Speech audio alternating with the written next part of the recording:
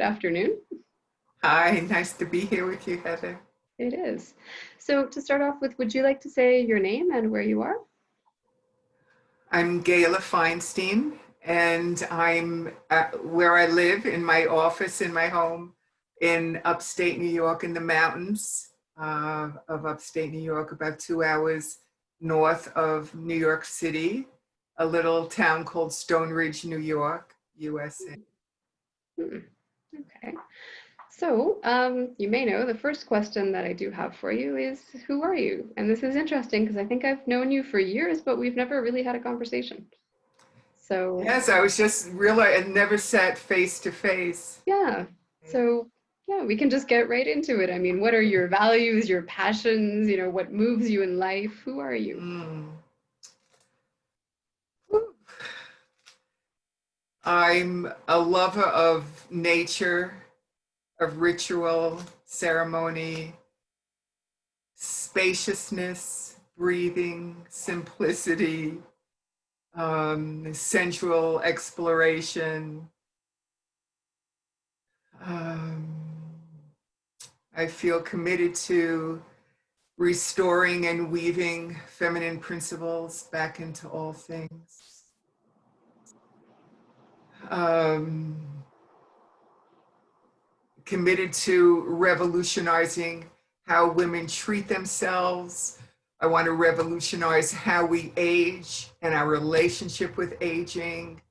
Um, let's see, I feel passionate about shifting from domination to cooperation and partnership, create a sacred partnership with all things, not just with self and other and community and enemy, but with the air that we breathe, with shame, with anxiety.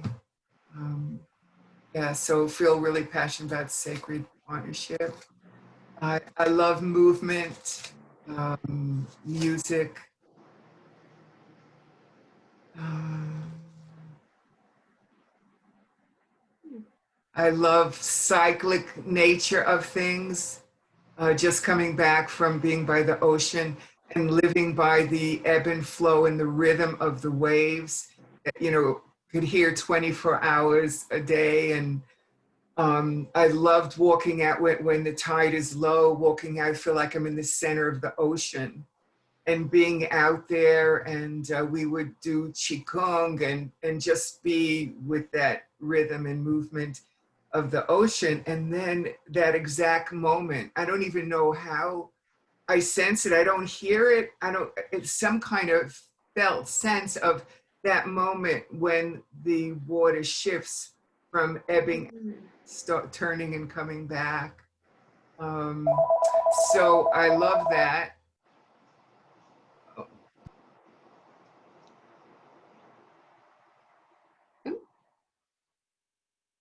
I've lost your sound.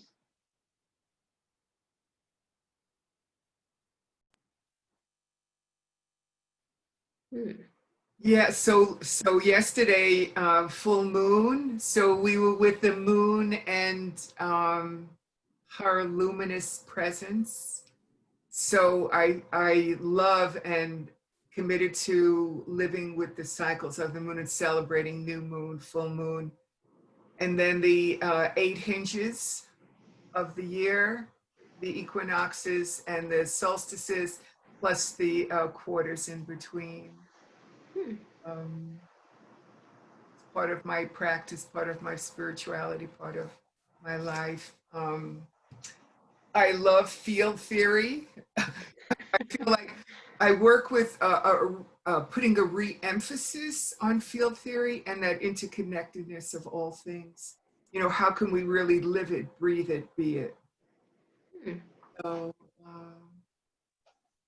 Yeah, it sounds like you're very clear in who you are and what moves you. Hmm, interesting. So another question is, what comes to mind as an event or as a set of circumstances in the story of your life that you would say has really influenced you or shaped who you are somehow?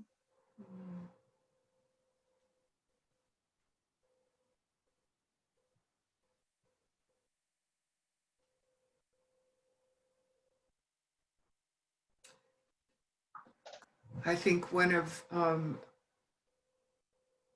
the greatest gifts that has been offered me came when I was in my 30s.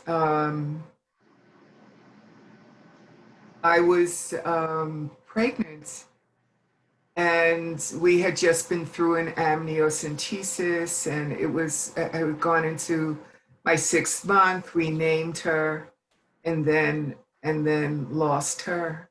Mm. Something in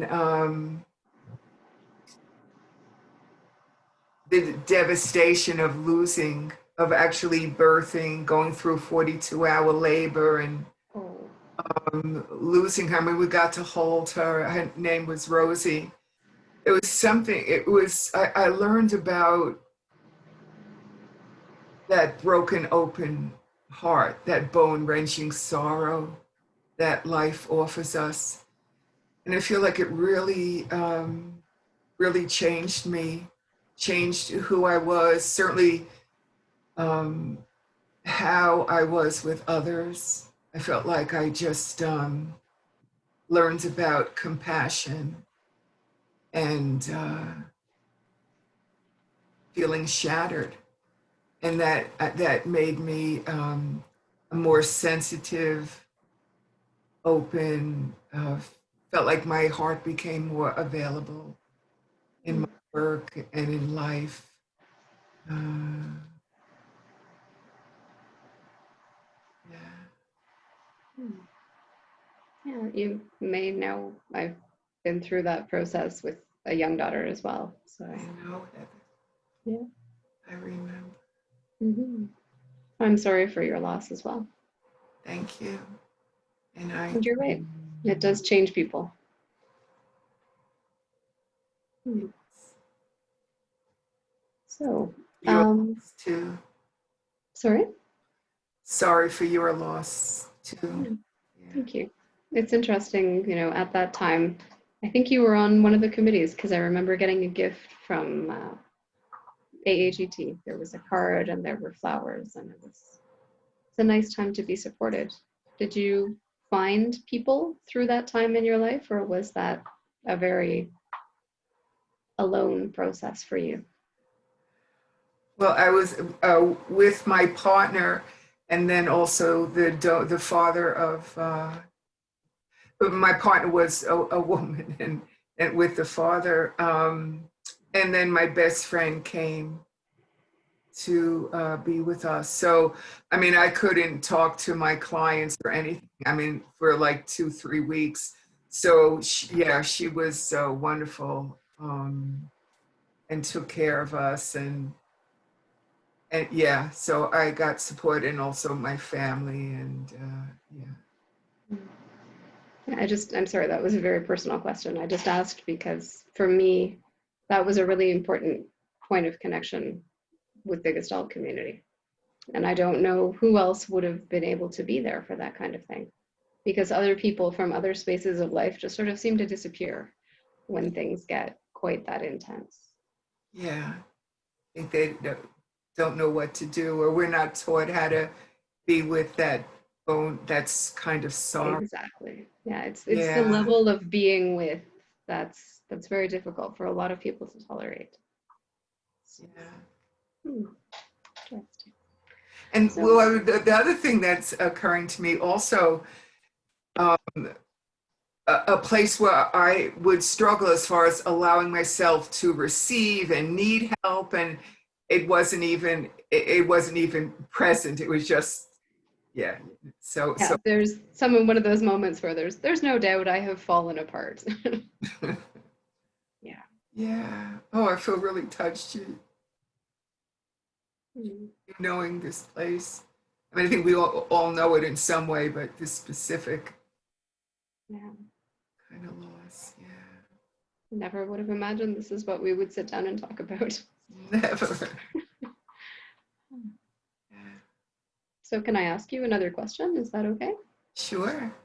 Um, it's sort of about other people who you've met in your life and how, I don't know if one or two of them come to mind, people who have had a significant impact on you and who have also changed you with their presence.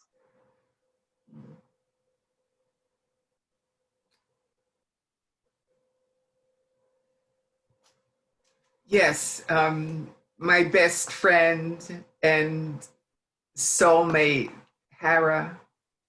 Um, we met, it was the first day in massage school at the Swedish Institute in New York, and right after a holiday weekend. So Monday was a holiday.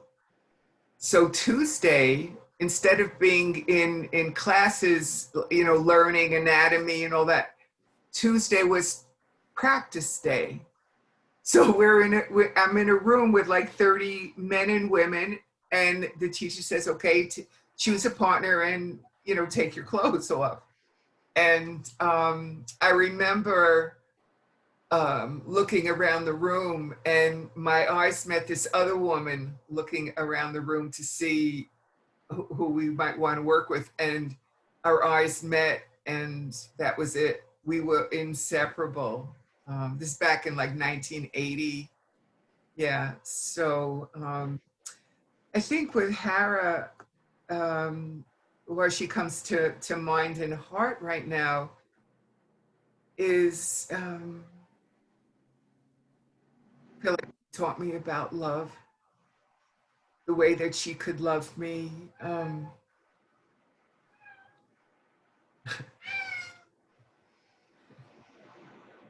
Speaking of a different kind of love, Mm-hmm. um,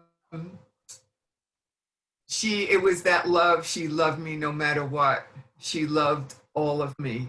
And it was hard for me to believe it and to know it and to really allow myself to receive it. But I have over the years.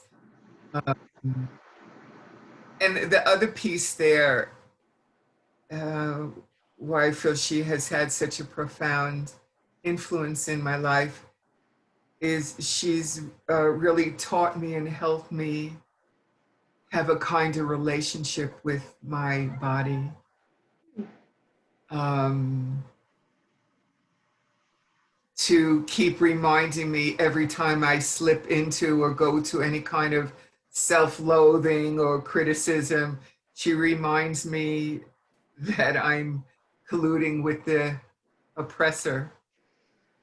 And boy, does that snap me out of it. Mm-hmm.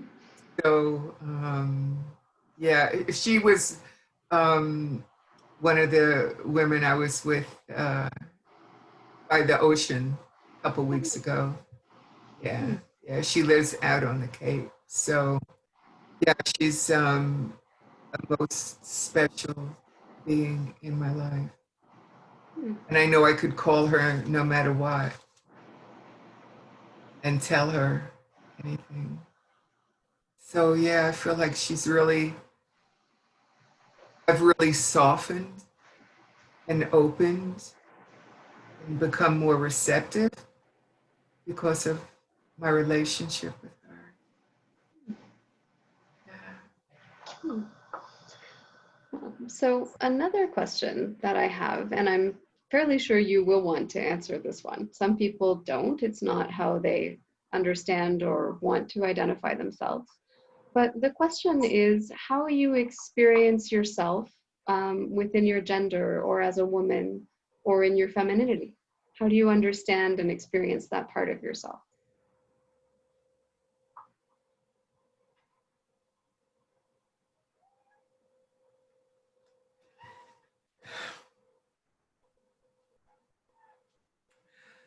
Well, I love being a woman. And this past year, questioning um,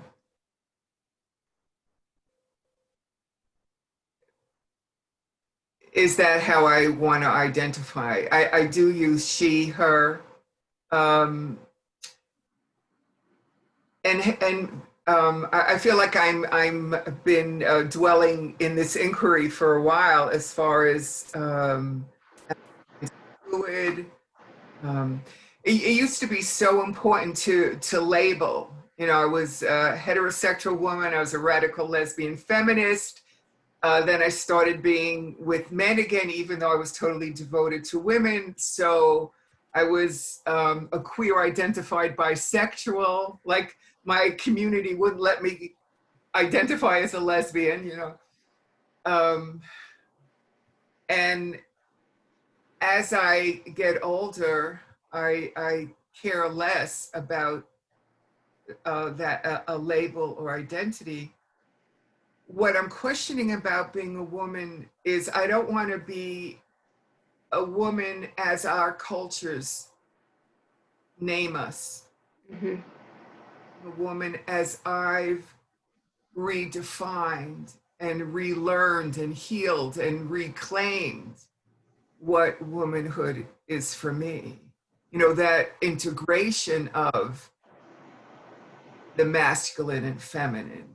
Um, so I know I get mocked as a woman, but I mean, there's no way. Of course, I can control the other, but I think part of my devotion is to continue working on how, well, to clear the internal fields and the external fields of all the cultural biases and intolerances, and how the cultures diminish and degrade what it means to be a woman, and the shame of our bodies and all that. So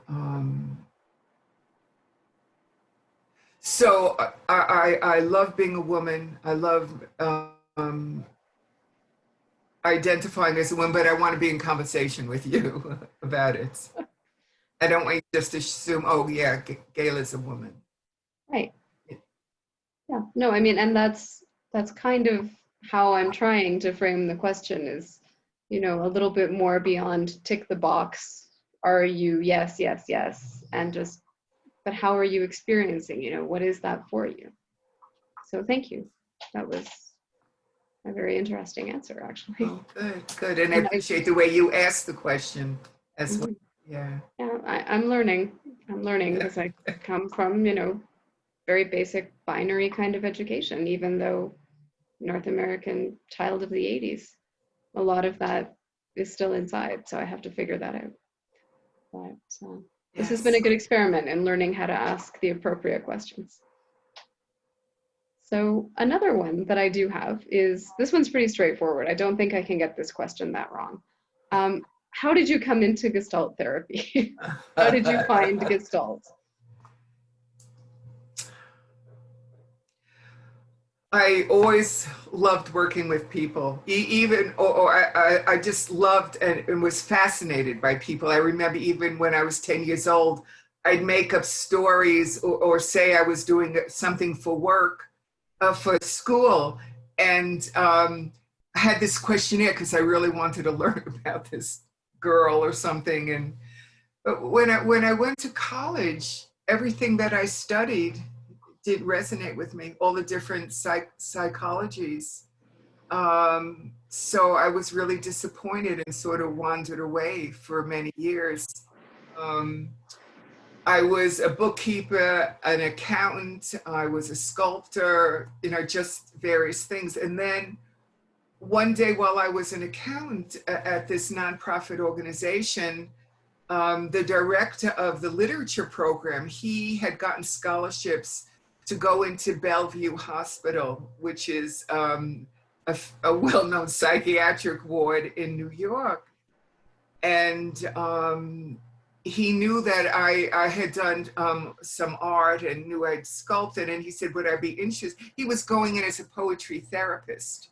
Um, and he asked, would I be interested in doing art with these patients?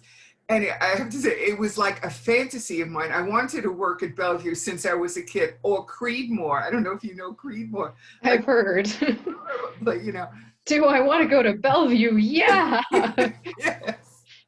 So I was thrilled, and I arranged with work that I could take part of Fridays off, and we went and we produced this newspaper every week of the art and the poetry of the patients. And it was Ron Christ.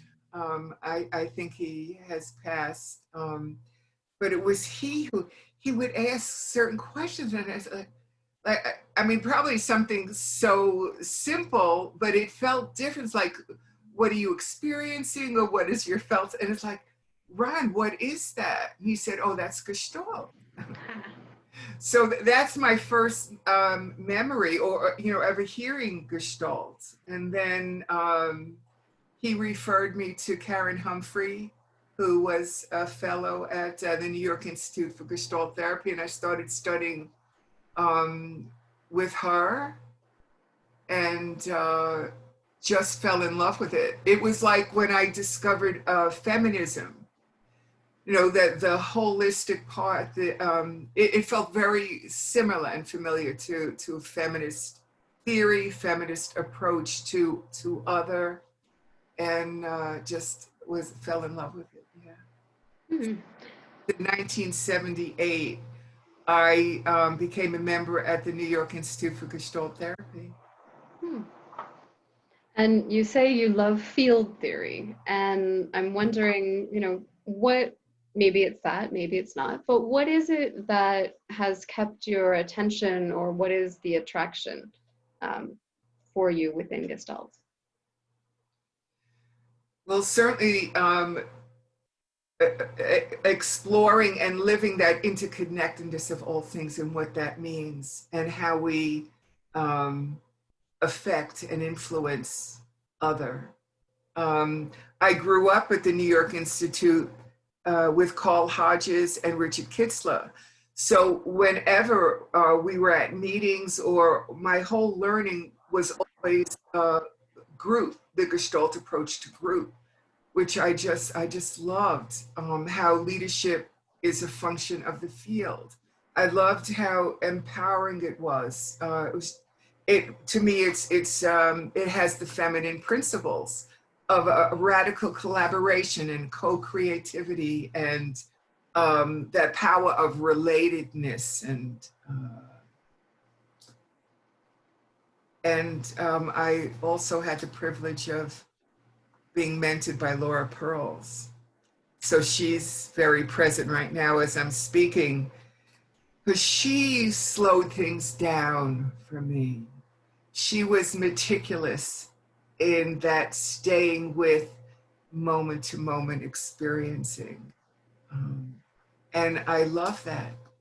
I feel like I breathe this stuff 24/7. So I love that this sensual exploration, this sensual awareness, working sensually, and with the women's work that I do, it feels it feels so related, as far as developing and cultivating a more intimate relationship with our sensual authority, our inner authority. Because I find so many of us, and how the authority lives outside of us, and how are we as genuine, authentic people. So this sensual authority, and listening, paying attention, and slowing down enough, and then to trust the messages of our breathing bodies. Yeah. And what would you say is your, I mean, it's sort of like on that edge between talking about a legacy point and, talking about what you are still actively doing. But what has your thing become within Gestalt? What is it that you do?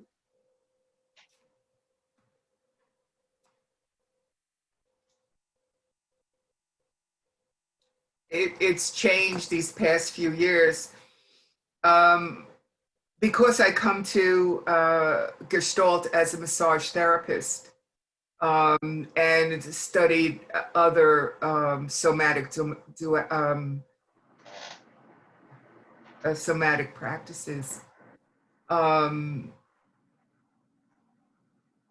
I work with physical process a lot. In fact, even I used to specialize in, I guess I still do, addiction and recovery work, and it's through our physical process and all the work that I do, living well with pain, coming to terms with suffering.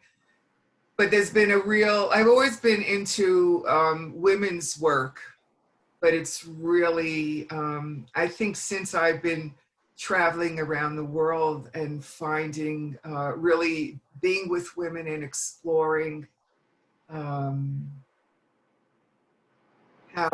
the patriarch is internalized, you know, our introjected cultural biases and intolerances and um, I'm saying the past few years, I've really been doing women's work probably for 30, 35 years. But it's really, I would combine it with other things, but now I feel so passionate about this women's work and empowerment. I do a series at the Cleveland Institute, and here I'm director of the Clear Stone Center. And it's all women's work, recovering the sacred feminine in a patriarchal world, women in shame, women in anger, women and power. Um, I think I've also, yeah, women and food is another, I yes, think I've seen did come that up last recently. year. Yeah. So just, yeah, I feel this is, I feel like, I don't feel like I'm an activist. Mm-hmm. Um, it's very political for me, this work. Women's health and the health of the planet Mm-hmm. is a real urgency for us to do this work now. I used to do long-term work. I'm not interested. I'm more interested in short-term. I mean, short-term could still be a few years, but I don't want to do this 10, 15 years. Like we don't have time. And Mm-hmm. part of this was when actually this is another event that has influenced work. When I was diagnosed with breast cancer, and I I had didn't know that. this arrogant reaction that I didn't think I could get breast cancer. I didn't have that kind of personality or character. It's like, oh my God. So I think that really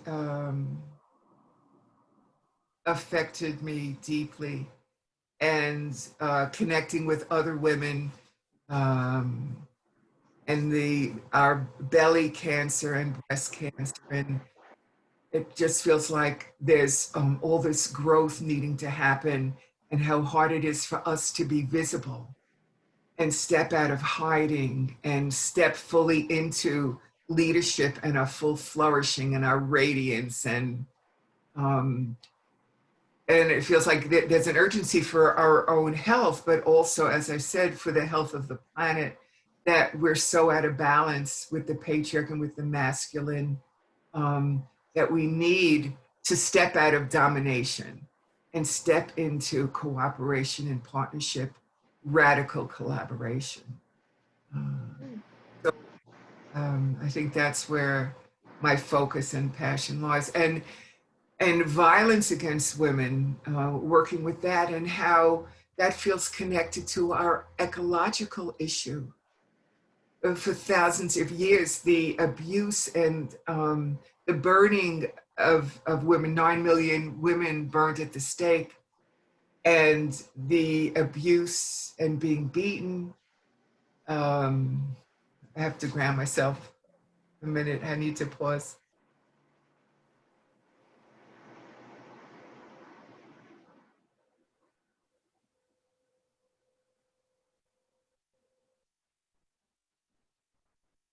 So that's part of our cultural inheritance. And then the way that we treat the earth and pollute the skies and destroy the ozone layer and poison the sea. I feel like the disempowering of women is equal to global warming. So it feels really connected and political for me. Yeah. I just need to check, am I making sense? No, no, you are. I don't want to put words into what you're saying. I'm following what you are saying. Good. Yeah. Yeah. Yeah. And I mean, you sound very clear on that and on the way that you're working with that. So, yeah. So I want to share one more thing. Hmm. About, my passion for breathing and exploring breath and the relational mindfulness of breathing.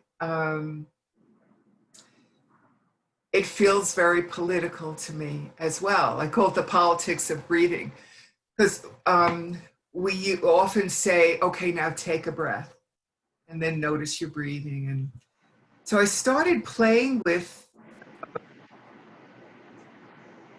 the energy of taking. Like we assume the air is there for our taking. And it feels really connected to the patriarchy, to domination over. So I started playing with the idea of from taking a breath to receiving a breath, like shifting from domination into partnership, like receiving and offering Hmm. reciprocity, like sensing the sacred presence of air offering itself to be breathed, Hmm. and Yeah. noticing how we offer our body to be breathed, stepping into Mhm. that reciprocity and playing with that. Uh, Yeah. When you say breathing is political, I mean, since George Floyd's death and the I can't breathe, I haven't been able to invite clients and groups to notice their breathing the same way. I mean, it is so fundamental and it is not to be taken for granted. It's not a small thing. yeah, Hmm. yeah. And assuming that the air is there for our breathing, look how we've damaged the toxicity of the air. So when we come into partnership, well, it's the I thou. It's Hmm. the I thou relationship, right? Hmm. Yeah. Hmm. So with this kind of deep, I would say, and also political work that you do, um, I'm wondering what some of the challenges you have run up against have been, either personally within yourself or some pushback or whatever you identify as a challenge. Sharing that the politics of breathing felt a little risky for me. And for many years, I struggled with um, believing in the work I do and really valuing it. It didn't come through intellectual. Um, it did. I don't. It didn't start with theory, yet definitely ground the work in theory and weave theory through it. But I think coming from the New York Institute for Gestalt Therapy, um, I really struggled because I didn't identify myself as an intellectual. And I stayed hidden for years, probably for a couple of decades, as far as all the physical process work and the role of the body and certainly touch. Um, that's been a struggle. And I would say, I don't know, maybe just the past 10 years or so, maybe 15 years, really being more visible, being more out there. Um, Yeah, that's interesting. I mean, you were kind of there in the field when I arrived. So I hadn't honestly thought about what your process of becoming where you are might have been like. So, yeah, it was something about the my I would say my institute of origin, my home base. I think it was harder for me to do a presentation there than anywhere else in the world. Hmm. I guess because that's where my mentors, my trainers, my teachers, and but it would interest me so, like I could, travel to Australia or teach in Poland or wherever, and it was and I felt so much more accepted and seen. But I'm also aware of what I was carrying and projecting onto folks. Um, Now there's not much in the way. Um, That sounds lovely. Thank you. I am actually acknowledging that for the first time. I think part of that is remembering what I teach, as far as it's not about me anymore. It's about, um, how I show up matters to the whole. And I don't know, it's easier for me to clear the field and just move out of my way when I can remember it's not about me and stay connected to what I feel passionate about. So, Wow. And what would you say comes to mind as one or a couple of the really great moments, like the highlights of your experiences? oh, Do you have a story? Do you have a client, a moment of your own? oh my God. Um, when I do this women's work and we gather in groups around the world, and as soon as we gather, as soon as we circle, magic happens. Hmm. And with it, the first evening, usually it's extraordinary. I'll share something that just happened, and it's on Zoom of all things. So I'm recovering the sacred feminine in a patriarchal world, and to teach recovering sacred feminine on Zoom, is antithetical, or is so incongruent. But so here we are, and there's women from Iran, Russia, Mexico, Wales, England, and there's a woman from Brisbane, Australia, that gets up at 2 a.m. in the morning to join us. And we started to, the woman, the Iranian woman starts to speak about her experience of being in a woman's body in her culture. And everyone, we're 19 women, right, on this, and everyone knows exactly what she's talking about. Um,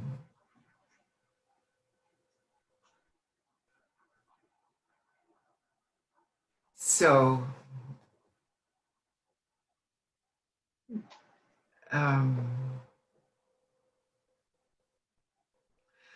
I know I have flurries of I teach a group of women in Riga, Latvia. When I first started going there, I was told, do not mention that I might be a lesbian. Do not mention, I say might because I don't know what I did, but then I was. Do not mention that I'm a feminist, because they believe that feminists hate men. And Mhm. it's definitely a negative word. And it was like, oh my God. So, I mean, I really had to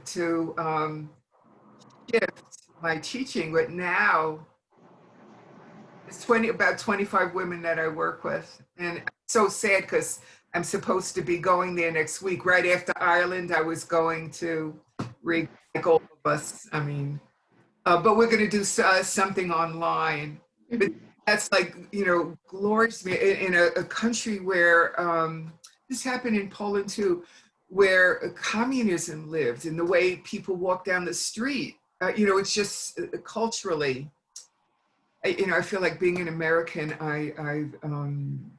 I need a lot of education around being out in the world. Very different than Mm. us, and but I just love the cultural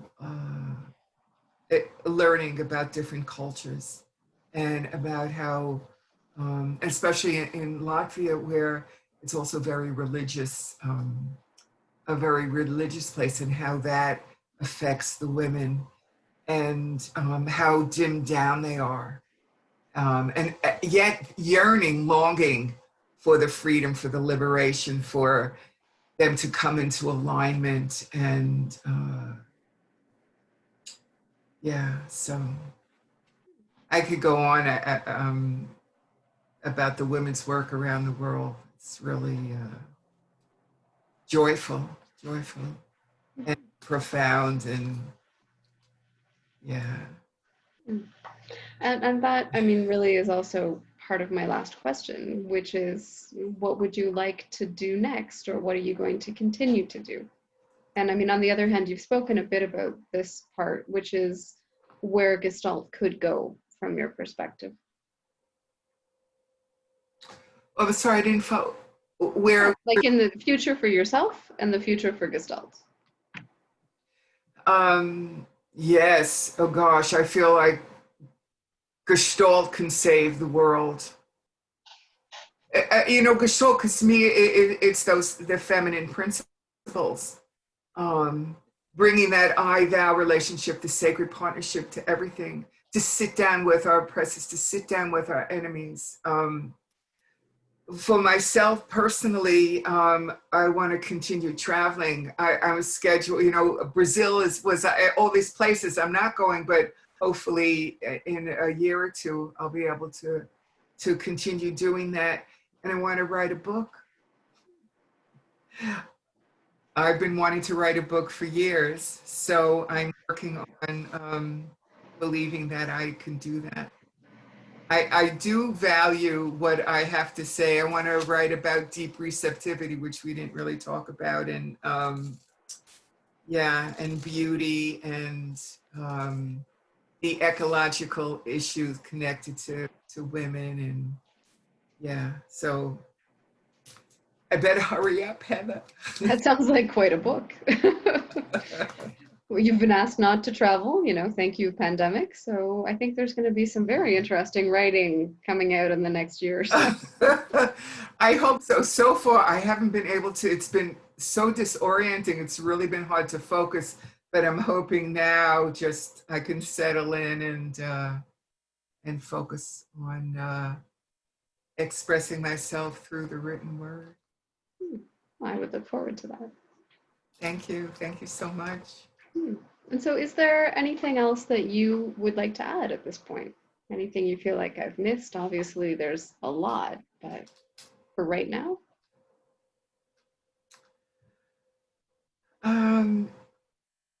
It's interesting that the pandemic we hardly spoke about, but I feel like I have lost some of my joy and the joyful nature of being here and being alive, and I feel like it's coming back, and I want to work on joy and beauty and rapture, and even being in this, especially being in the pandemic. So, yes. Good luck with that. I really enjoyed being here with you. Yes, thank you. It's been nice. But we should have had this conversation a few years ago. But, Well, hopefully there'll be others and more. Yeah. And thank you for doing this, Humans of Gestalt. It's a beautiful thing. Yeah. Thank you. Thank you for your time. So we'll leave it here. Great. Bye-bye.